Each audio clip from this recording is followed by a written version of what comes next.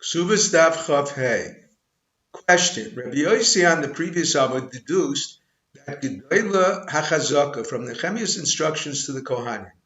Continue eating Truma in Eretz Yisrael, just as you did in Bavel. However, the Gemara answered previously, the Reya Chazkayu. Since they were not seen eating kachim like other Kohanim, there was no concern people would mistakenly feed them kachim. Why did eating Truma require a Chazaka? The answer, the obligation to tithe in Bavel was the Rabbanan. In Eretz Yisrael, Doraisa. The Chazaka elevated them to eat even Truma Doraisa. Alternatively, Nehemiah was not concerned they would be elevated to a status of genealogically fit. The Chazaka permitted them to eat Truma D'Rabbanan without decreeing it prohibited, concerned some would eat regular Truma. Question. He instructed them not to eat Mikotche Kachim, apparently permitting them to eat regular Truma. The answer. In this context, Kodesh Kodashim refers to Truma, as stated in the Torah V'chol Zor Lo Yochal Kodesh, and Kachim as stated, Uvas Kohen Kisiyeli Zor, Hi B'Srumas HaKachim Lo Sochel. It refers to Vas Kohen who returned to her father's house widowed and childless from a marriage to Yisrael. The Torah teaches that she cannot partake of Kachim, the breast and thigh of a Shlomim, only Truma. Question. A Brisa states that one is presumed to be a Kohen who performs in Siyas Kapayim in Bavel because Batei Dinim investigate their status. Also, one who eats Challah in Syria because Kibush Yochid Shmei Kibush, King David conquered and annexed it as part of Eretz Yisrael, requiring the separation of Challah.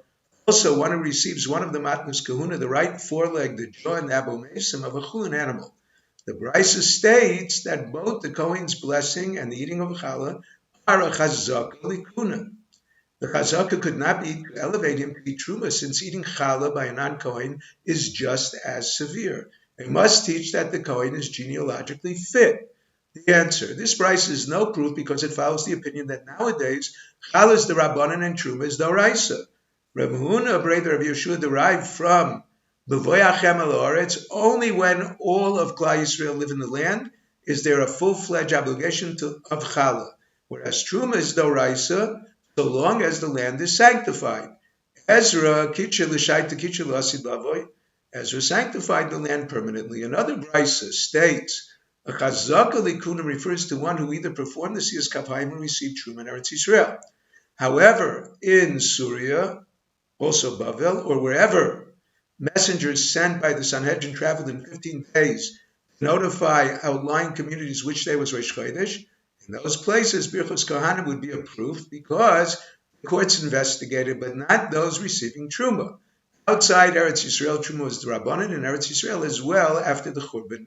The Brisa does not prove the Chazakas for genealogy because Ezra sanctified Eretz Yisrael only until the Churban by Sheni, and the obligation to tithe depends on the land's sanctification. However, Challah is Doraisa. It does not depend on sanctification. Klal Yisrael were required to separate Challah as soon as they entered the land, as the verse states, B'voyachem el ha'oretz.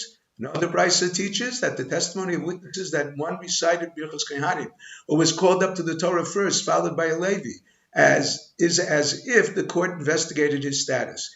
Rav Ami, after hearing testimony that a Levi followed a Kohen, allowed him to eat Truma. Rabbi Yeshua ben Levi elevated one to a status of Levi because he was called up to the Torah after a Kohen.